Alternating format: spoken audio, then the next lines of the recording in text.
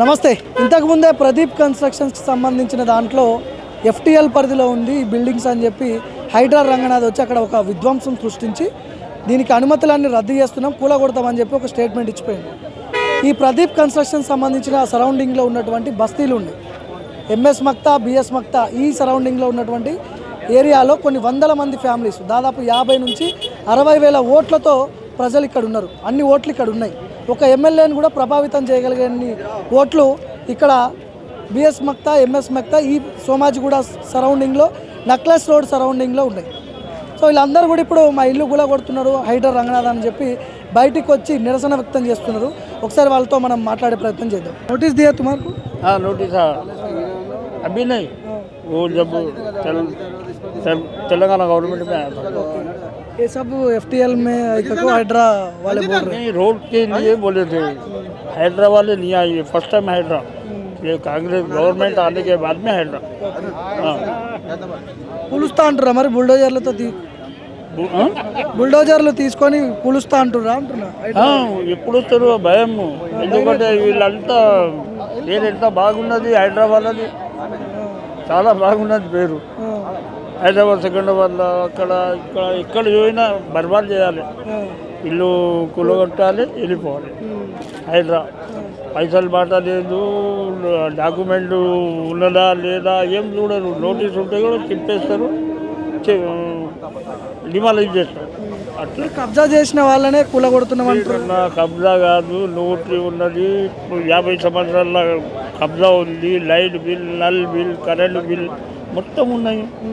Notary ఉంటే కూడా 30 year position ఉంటే కోర్టు కూడా ఒప్పుకుంటుంది కదా. 30 ఇయర్ నల్ల బిల్లు, లైట్ బిల్లు అంతా ఉన్నాయి, ఇంకేం కావాలి? పొజిషన్ ఉంది, ఆ ఇంట్లో మేమే ఉన్నాము. మరి హైడ్రా పోలీసులు అంతా వచ్చి మొత్తం ప్రభుత్వం తలుచుకుంటే కూల్చి పడేస్తారు, ఏం చేస్తారు మీరు? అసలు వాళ్ళ దగ్గర గవర్నమెంట్ ఉండి మొత్తం అందరు చూస్తున్నారు కదా, వీళ్ళ పని ఏమవుతుందన్న ఎలక్షన్లో జీరో అయిపోతారు. వచ్చే ఎలక్షన్స్లో అప్పటిదాకానే కదా వాళ్ళ బలం, దాని తర్వాత జీరో.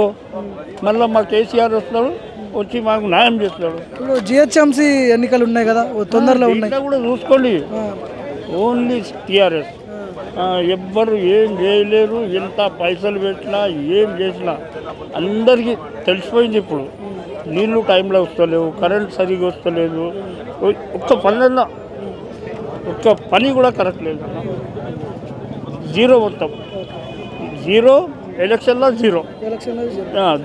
మళ్ళీ వేస్తారా ఓటు కాంగ్రెస్? అదే కాంగ్రెస్ కానా, అది చింపి పాడేయాలి. కాంగ్రెస్ చింపి పాడొద్దు, TRSకి. वो मखते कोई आज वो मखते कई कल आती है नहीं है, तो हम क्या उम्मीद से इसको जीतेंगे? FTL లో ఉంది అంటారు కదా, మీది FTL లో, బఫర్ జోన్ FTL లో అంటారు కదా. ఎక్కడ మీరు ఉండే ఏరియా? అది ఏరియా. అవి ఇక్కడ ఎలా అటు వచ్చింది, వాళ్ళు కూడా అక్కడ లీడర్లు మాకు సపోర్ట్ చేస్తున్నారు. కేసీఆర్ ఉన్నప్పుడు మాకు అటు చూసిండ్రు, ఇటు చూసిండ్రు, ఒకళ్ళు తినలేదు అన్నది. ఈయన వచ్చి మాకు ఏం చేసిండు, ఏం చేయాలి మాకు? ఎప్పుడన్నా కలిసిందా, ఎప్పుడన్నా దండం పెట్టినామా? కేసీఆర్కి అయితే మన ఆర్తి కూడా దింపినాం. ఇప్పుడు ఈయన ఏమన్నా ఉన్న కాడ ఎక్కడెక్కడ కూలుస్తారంట బుల్డోజర్ పెట్టి? బుల్డోజర్ ఆ మస్తకు వచ్చినాయి, ఇక అటు వచ్చినాయి, ఇటు రావా? ఇటు వస్తాయి. ముందు మేము అనేది సెక్రటరీ తెంపండి, సెక్రటేరియట్ కూలగొట్టమంట, అటు కూలగొట్టి ఇటు తిరగండి. మీకు దమ్ముంటే అటు కూలగొట్టి ఇటు తిరగండి, అదే మనిషి అంటారు దానికి, అంతే కదా? Secretary first కూలగొట్టండి. సెక్రటరీ కూడా చెరువులోనే ఉందా?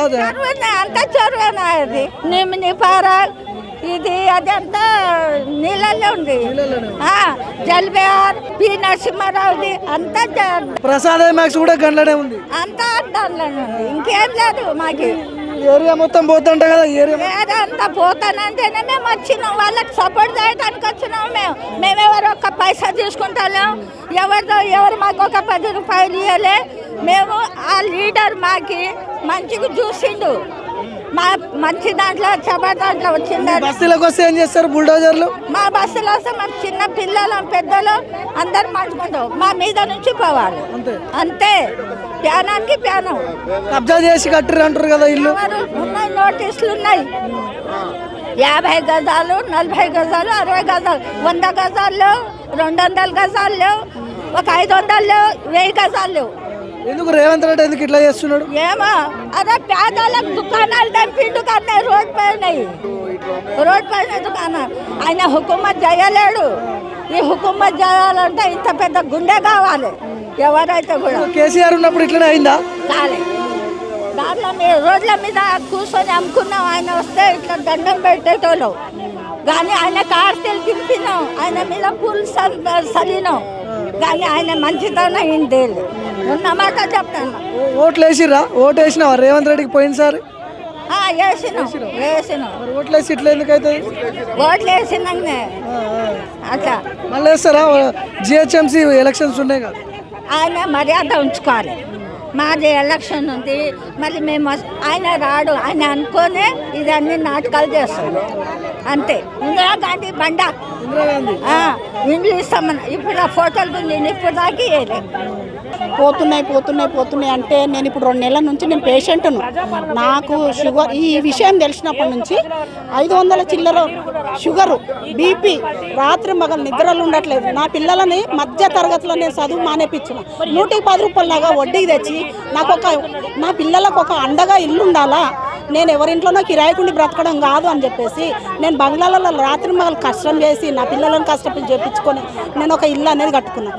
ఆ ఇల్లుని ఇలా తీసేస్తా అంటే మాకు తిండి పోతుందా, నిద్ర వస్తుందా, మా ప్రాణాలు మంచిగా ఉంటాయి. ఈ ఏజ్లో నేను బయటికి వెళ్ళవలసిన పని కాదు. నేను ఏదో ప్రశాంతంగా రాముడా దేవుడు అనుకుని బ్రతకడమే తప్ప ఇంకొకటి ఏం లేదు.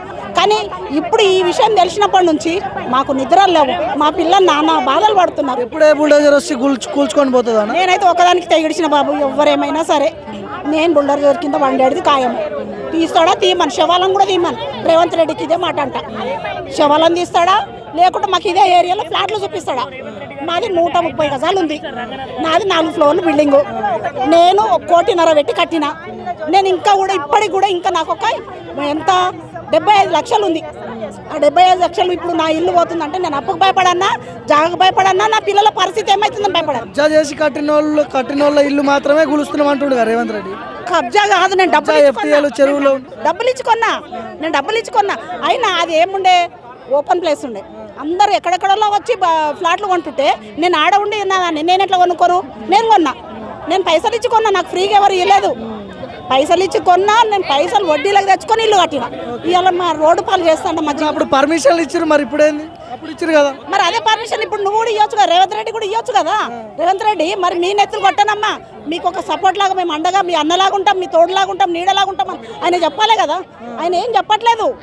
ఆయన ఏ రోజు వచ్చి ఎవరి ప్రాబ్లం ఏందని ఆయన వచ్చిన ప్రభుత్వంలోకి వచ్చినప్పటి నుంచి ఏ రోజు మాకు ఎదురుగా రాలేదు, మా కష్ట సుఖాలు ఆయన అడగలేదు. ఓట్లు వేసిర్రా రేవంత్ రెడ్డికి? అదే కదా, వస్తాడు ఇవే ఆశలు పడతారు తప్ప మా జనాలంతా అసలు ఎవరు వచ్చి ఏం చేస్తారు అనేది ఏం లేదు. ఇప్పుడు జిహెచ్ఎంసీ ఎన్నికలు ఉన్నాయి కదా, దగ్గరలో వస్తున్నాయి. ఇప్పుడు ఇంత హైడ్రా వచ్చి ఇల్లు కూలగొట్టడం ఇవన్నీ చేస్తున్నారు కదా, ఓట్లు వేస్తారా కాంగ్రెస్కి? ఇంకానా తెలివి రాలేదా? అందరు ఇంకా నిద్ర ఎవరు పోతలేరు. ఇప్పుడు రేవంత్ రెడ్డి ఎప్పుడు రాడిగా అయిపోయింది. రేవంత్ రెడ్డిది అయిపోయింది. మళ్ళీ వచ్చేసారి ఆయన ఎన్ని డ్రామాలు ఆడినా కానీ ఆయన ఓట్లు పడాయి. ఇది ఛాలెంజ్ ఇస్తా. ఎంఎస్ మక్తలో మీ ఏరియా ఉందమ్మా? బిఎస్ మక్తలోనండి నేను ఉండేది. నోటీస్ ఇచ్చారు కదా, అంటే ఇక్కడ ఉన్నటువంటి ప్రదీప్ కన్స్ట్రక్షన్స్కి ఇచ్చారు, దాంట్లో పోతుంది అది మొత్తం? అక్కడ నుంచి దాని పక్క నుంచి వెళ్ళిపోతుందండి. మీరు ఎందుకు రోడ్డు మీదకి వచ్చారు? మా ఇల్లులు పోతున్నాయంటే మాకు బాధ ఉండదా సార్? రోడ్డు మీదకి వచ్చిరంటే ఏ ఆఫీసర్ దగ్గర పోయి కంప్లైంట్ చేయమంటారు, ఏ మినిస్టర్ దగ్గర పోయి కంప్లైంట్ చేయమంటారు, ఏ ప్రజాపాలనలో పోయి కంప్లైంట్ చేయమంటారు? ప్రజాపాలన అసంటిదే రేవంత్ రెడ్డిది. ఆయననే హైడ్రా చేస్తున్నాడు. ఆయన దగ్గర పోయి కంప్లైంట్ వస్తే మాకేమైనా న్యాయం జరుగుతుందా? జరగదు కాబట్టి రోడ్డు మీదకి వచ్చినాం. ఎన్నేళ్ళ నుంచి ఉంటారు మీరు మీ ఏరియాలో? ఎంఎస్ మక్తలో ఉంటారా మీరు? బిఎస్ మక్తలో ఎన్నేళ్ళ నుంచి ఉంటారు? 42 ఏళ్ళ నుంచి ఉంటున్నాం ఇక్కడ. 42 ఏళ్ళ నుంచి మా మమ్మీ వాళ్ళు కానీ మేము కానీ అందరు ఇక్కడనే ఉంటున్నాము. అప్పట్లో చంద్రబాబు నాయుడు పీరియడ్లో అప్పుడు నోటీసులు వచ్చినాయి. అప్పుడు మా అమ్మ వాళ్ళందరూ ఇలాగే ధర్నాలుగా చేసేసి ఆ నోటీసులను క్యాన్సిల్ చేయించారు. మళ్ళీ ఇప్పుడు వీళ్ళు కాంగ్రెస్ వచ్చిన కాడ నుంచి హైడ్రా అని చెప్పేసి ఇప్పుడు మళ్ళీ స్టార్ట్ చేస్తున్నారు. ఓన్లీ కబ్జా చేసిన కట్టడాలు, ఎఫ్టీఎల్లో ఉన్న కట్టడాలు, అక్రమ కట్టడాలు మాత్రమే కూలుస్తున్నామని ప్రభుత్వం చెప్తుంది. అవును సార్, అక్రమ కబ్జాలు అనేసి అంటే మేము ఒక 10 ఏళ్ళ కింద వచ్చిన వాళ్ళం కాదు, 15 ఏళ్ళ కింద వచ్చిన వాళ్ళం కాదు. ఏళ్ళ నుంచి రూపాయి పోగు చేసి ఈ ల్యాండ్ కొనుక్కొని చిన్న రేకుల రూమ్లు వేసుకొని ఉండేటోళ్ళము. అప్పుడు కబ్జా చేసినామంటే వాళ్ళు పర్మిషన్లు ఇయ్యారు కదా, ఇన్నేళ్ళ సంది ఉండడానికి ఉండదు కదా. నల్ల కనెక్షన్లు ఏడు నుంచి వచ్చినాయి కబ్జా వచ్చిన ల్యాండ్లకి, డ్రైనేజ్ కనెక్షన్లు ఏడు నుంచి వచ్చినాయి చెప్పండి. సో ఎందుకు కబ్జా ల్యాండ్లకు అవన్నీ అయితే రావు కదా, పర్మిషన్లు రావు కదా. కబ్జా ల్యాండ్లు అంటే కనీసం లైట్ కూడా ఉండొద్దు ఆడ. మరి ఇవన్నీ కంటిన్యూ నడుస్తూనే ఉన్నాయి. మేము ఓట్లు కూడా వేసినాం కదా, కబ్జా ల్యాండ్లో ఉండేటోళ్ళకి ఓట్ల హక్కు కూడా ఉండొద్దు కదా, ఓట్లు కూడా వేసినాం కదా. మరి ఇవన్నీ కబ్జా ల్యాండ్ రేవంత్ రెడ్డి కోట్లు వేసిరా మీరు గతంలో? వెయ్యందే గెలిచిరా చెప్పండి ఒక మాట. మరి ఇప్పుడు మహిళలందరినీ కోటీశ్వరులు చేస్తా అంటుండే కదా మిమ్మల్ని. సార్ మహిళల్ని కోటీశ్వరులు చేస్తురంటే సరే, ఆ స్కీమ్లో బిఎస్ మక్తా నుంచి ఎంఎస్ మక్తా నుంచి ఎవరన్నా సింగిల్ లేడీ అన్న ఉందా లేదా ఒకసారి మీరు చెక్ చేసుకోండి. ఎందుకంటే కోటీశ్వరులు చేస్తే ఇంత 50,000 జనాలకించి ఒక్క మహిళ కన్నా ఆ స్కీమ్ ఉండాలి కదా. ఎవరికి వచ్చిందో ఒకసారి కనుక్కోండి. ఉట్టి పేర్ల మట్టుకి, పోస్టర్ల మట్టుకి, పేపర్ల మట్టుకి తప్పించి ఆ స్కీమ్ ఎవరికి వచ్చింది లేదు. ఇప్పుడు ప్రభుత్వం తలుచుకుంటే పోలీసుల్ని పెట్టి ఇల్లు కూలగొడుతుంది, పెద్ద సమస్య కాదు. సార్ ఒకటే చెప్తున్నాం, పోలీసులను పెట్టి బుల్డోజర్లను పెట్టి ఇల్లు కూలుస్తారంటే ఫస్ట్ బుల్డోజర్ ముంగట మేము ఉంటాం. ఆ తర్వాత మా మీ నుంచి బుల్డోజర్లు పోయిన తర్వాత మా ఇళ్ళకి ఏమని చేసుకోండి. ఎందుకంటే మేము ఉండం కాబట్టి చూడడానికి మీ చేసుకోండి. ఇంకా ఏం చెప్తారు రేవంత్ రెడ్డికి, హైడ్రా కమిషనర్ రంగనాథ్కి? ఒకటే చెప్తున్నాం, మా ప్రాణాలు వదులుకోనికి సిద్ధంగా ఉన్నాం కానీ మా ఇండ్లు మాత్రం వదులుకోం అంతే. ఇప్పుడు ఎన్నికలు ఉన్నాయి కదా, జిహెచ్ఎంసీ ఎన్నికలు, ఎట్లా ఉంటుంది? హైడ్రా ఎఫెక్ట్ ఏమైనా పడుతుందా ఎన్నికల మీద? సార్ ఫస్ట్ అయితే మా ఇండ్ల గురించి మేము చూసుకోవాలి కదా సార్. ఎన్నికల గురించి మాకు అట్లా కాదు, ఓట్లు వేస్తారా? ఇప్పుడు ఈ బాధితులంతా ఓట్లు వేస్తారా అంటారు. అది ఆయనకే తెలియాలి. ఎందుకంటే ఇప్పుడు మేము మాకేదో మంచి చేస్తాడు, కొంచెం గవర్నమెంట్ మారితే మంచి అవుతుందేమో అని ఏదో నమ్మకంతో వేసినాం. ఎందుకంటే 6 గ్యారెంటీలు ఉన్నాయి కదా, సరే అవి వస్తాయి మన బతుకులు బాగుపడతాయి అని చెప్పి వేసినాం. కానీ ఆ వచ్చిన కాడ నుంచి కనీసం నీళ్లు కూడా అక్కడ టైంకి దొరుకుతలేవు. 3 రోజులకు ఒకసారి నల్ల వస్తుంది. బోరున్న వాళ్ళకంటే సరే నడిచిపోతుంది. అదే నీళ్లు పట్టుకొని 3 రోజులు నడిపించుకోవాలంటే ఏడు నుంచి అవుతుంది. కరెంటు టైంకి ఉండలేదు, నీళ్ళు టైంకి వస్తలేవు. కేసీఆర్ ఉన్నప్పుడు ఇట్లాంటి ఇబ్బందులు ఎప్పుడైనా పడ్డరా? ఇల్లు కూలవడం, బుల్డోజర్ రావడం? అయితే ఒక్క రోజు కూడా నల్ల టైమింగ్ మిస్ కాలేదు మాకు. ఎవ్రీ డే బై డే వచ్చేసి 5 గంటలకు నల్ల వస్తుంది. అట్లాంటిది ఒక్క రోజు కూడా టైం మిస్ కాలేదు అస్సలు. అలాంటిది కాంగ్రెస్ వచ్చిన కాడ నుంచి కరెంటు కోత ఎప్పుడు పోతుందో తెలుస్తలేదు, నల్ల ఏ టైంకి వస్తుందో అని చెప్పి ఎదురు చూడాల్సి వస్తుంది.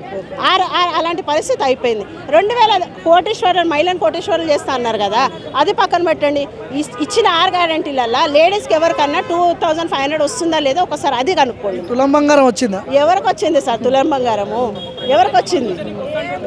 గవర్నమెంట్ ఇవ్వండి ఎవరికి రాలే కదా.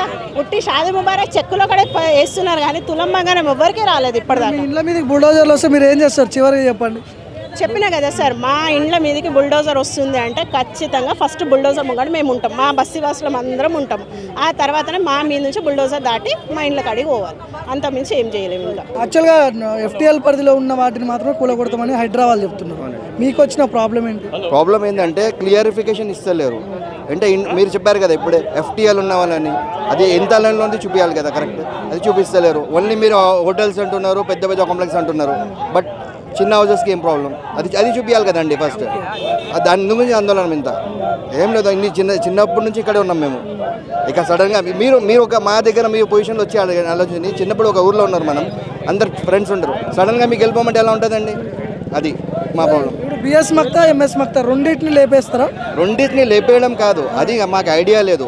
ఎఫ్టీఎల్లో లైన్లో వచ్చిందని చెప్పారు, మార్క్ చేసుకొని పోయారు మ్యాపింగ్. అది మ్యాపింగ్ కరెక్ట్గా చెప్పాలి. ఇది వస్తుంది స్టూడెంట్స్ మన సర్కిల్ ఉంటుంది కదా, సర్కిల్లో పట్టే చేయాలి కదా, చూపించాలి. ఎవరికి ముందు నోటీస్ ఇవ్వాలి. వితౌట్ నోటీస్, వితౌట్ సడన్గా వచ్చేస్తే మనం ఏం చేయలేం. అందుకని ఎంత ఆందోళన అండి. ఇప్పుడు ఇక్కడ ప్రదీప్ కన్స్ట్రక్షన్ ఉంది కదా, అది కూడా ఎఫ్టీఎల్లో ఉందని చెప్తున్నారు. పక్కన ప్రదీప్ కన్స్ట్రక్షన్ మన కుందన్ బాగ్ ఇక్కడ పక్కనే. ఇప్పుడు ఈ లైన్ మొత్తం ఎఫ్టీఎల్ అంటారు కదా. ఈ లైన్ మొత్తం ఓకే సార్. ప్రదీప్ ఇది న్యూలీ కన్స్ట్రక్టెడ్ అండి, ఇది బాధ్యత కాదు కదండి, మీకు కూడా తెలుసు. అది మీరు కూడా ఇక్కడ ఉన్నారు. ఎన్ని బస్తీలు ఉన్నాయి చుట్టుపక్కల ఎఫ్టీఎల్ బిఎస్ మక్తా, బేగంపేట ఉంది, Madarsa Makta, main area Madarsa Makta, BS Makta. Around ఇక్కడ మనకి నా లెక్క ప్రకారం 50,000 to 60,000 నోట్స్. ఓకే 1000 ఉంటాయి మ్యాక్సిమం ఫిక్స్, మోర్ దెన్ 50,000 అండి. ఇఫ్ సపోజ్ మీరు ఇక హైడ్రా వచ్చింది, ఇక్కడ ఏరియాలో ఎలక్షన్ అవుతుంది, ఒక చిన్న మన ఎగ్జాంపుల్ అంటున్నా, ఓటు ఎమ్మెల్యే ఎలా గెలుస్తారండి? 50,000 నోట్స్ అంటే ఆలోచించాలి. ఎమ్మెల్యే గారు కూడా రావాలి. నాకు ఏ కాంగ్రెస్ పార్టీ తరపున కాదు. ఇక్కడ ఏంటంటే చూడాలి మనం ఎగ్జాక్ట్లీ 50,000 అంటే. ఇప్పుడు జిహెచ్ఎంసీ ఎలక్షన్స్ ఉన్నాయి కదా, తొందరలో ఉన్నాయి. ఎట్లా ఉంటుంది? హైడ్రా ఎఫెక్ట్ ఏమైనా ఉంటుందా ఎలక్షన్స్ మీద కాంగ్రెస్కి? మేము పార్టీతో నడపడం కాదు. ఇప్పుడు మాకు ఇది అందరు హామీ ఇవ్వమని చెప్పండి సార్, రిటర్న్లీ హామీ ఇవ్వమని చెప్పండి. నాకు ఇది యాక్చువల్లీ మాకు ఇది ఏం ప్రాబ్లం లేదు, హామీ ఇవ్వాలి మెయిన్. మేము ఇది చేయమని గవర్నమెంట్ వాళ్ళది, పోలీసులు వాళ్ళోళ్ళు హైడ్రా యాక్షన్ వచ్చి కూలగొడతారు, ఏం చేస్తారు మీరు? ఏం చేస్తామండి, మీకు కూడా తెలుసు అక్కడ మూసీ నదులు ఏం చేశారు, అదే పరిస్థితులు అందరిది. గవర్నమెంట్ ఆపోజిట్ ఎవరైనా వెళ్ళగలరా?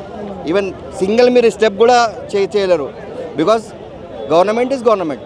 బట్ వీళ్ళు హామీ ఇవ్వాలి, అవుతుందా కాదా, అయితే ఎందుకు అవుతుంది. 60 అందరూ ఇక్కడ మన ఏమంటారు ఇది కూడా కట్టారు కదా, ట్యాక్సెస్ కట్టారు, అది అన్నీ అండి. ఏంటి అన్ని పొజిషన్ కావాలి, కానీ ఇక్కడ నుంచి వెళ్ళేది ప్రసక్తే లేదండి. First of all main of all ఏం చెప్తారు చివరికి గవర్నమెంట్కి? ఏం చెప్తారు Revanth Reddy or Ranganath government, overall ఏదైనా గవర్నమెంట్ ఉండి ఏంటి సార్, ఇది ఉక్కులో కొట్టొద్దు యాజ్ ఎ రిక్వెస్ట్. ఇక ఇంత మంది 50,000 60,000 నోట్స్ అంటే you will lose your assembly seat, that's it. ఏదైనా పార్టీ అది, that's a different show. Okay, thank you అండి. సో చూడవచ్చు, ఒకసారి చూడవచ్చు మొత్తం బిఎస్ మక్తా, ఎంఎస్ మక్తా ఈ ఏరియాలో ఉన్నటువంటి ప్రజలందరూ కూడా రోడ్డెక్కి ఖచ్చితంగా మా ఇల్లు ఇచ్చేది లేదు, మీరు బుల్డోజర్లు తీసుకొస్తే మా మీద ఎక్కించుకొని మమ్మల్ని దాటి మా ఇల్లు కూలగొట్టండి అని చెప్పి వందల మంది ఈరోజు బయటకు వచ్చారు. వీళ్ళు మొత్తం బస్తీలలో ఉన్నటువంటి మైనార్టీకి సంబంధించిన ప్రజలు. వీళ్ళందరూ కాంగ్రెస్ పార్టీకి ఓట్లేసినాం, మేము ఓట్లేసిన పాపానికి మా ఇల్లు కూలగొట్టడానికి రేవంత్ రెడ్డి రెడీ అయ్యిండు అని చెప్పి వాళ్ళు ఈరోజు బయటకు వచ్చి నిరసన తెలుపుతున్నారు. చూద్దాం ఇంకా హైడ్రా ఎట్లాంటి విధ్వంసాలకు పాల్పడుతుందో భవిష్యత్తులో. కెమెరా పర్సన్ రోహిత్తో భార్గవ్. तुम्हारे नोटिस कुछ दिए हाइड्रा? नहीं दिया हाइड्रा, सुनने में आया लोग दिए बोले तो वो बात से हम लोग आए। बस्ती जाती बस्ती के घर आ जा रहे, ऐसा बोलने की वजह से हम लोग आए।